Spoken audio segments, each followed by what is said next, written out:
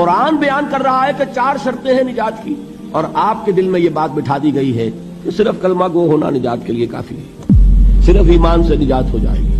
یہ بات جو ہے ذہن میں رکھیے، ایک نجات وہ ہے جو ہزار برس تک جہنم میں کوئلہ بننے کے بعد نجات ہو، میں اس نجات کی بات نہیں کر رہا۔ وہ نجات تو ملے گی یقیناً۔ جس شخص کے دل میں رائی کے دانے کے برابر بھی ایمان ہوگا، وہ اپنے اعمال کی، اپنے کرتوتوں کی سزا بھگت کر بالآخر جنت کے اندر داخل کیا جائے گا، جہنم سے نکالا جائے گا، اور نکالا جائے گا تو اس وقت حال کیا ہوگا؟ جیسے جلا ہوا کوئلہ اسی وقت۔ حدیث میں اس کی شرح آئی ہے، لیکن یہ نجات نہیں، نجات وہ کہ جو اللہ تعالیٰ میدان حشر ہی میں ہماری مغفرت کا اعلان فرمائے، اللہ تعالیٰ اول محلے میں ہمیں جنت میں داخل فرمائے، اس نجات کی بات کر رہا ہوں۔ وہ نجات جان لیجئے محض کلمہ گو ہونے کی بدولت نہیں ملے گی۔ اس نجات کے لیے شرط اول ایمان، شرط دوم عمل صالح، شرط ثالث تواصی بالحق، اور چوتھی شرط تواصی بالصبر۔ یہ قرآن کا بیان ہے، کسی انسان کا کلام نہیں ہے کہ اس میں ترمیم کی جا سکے۔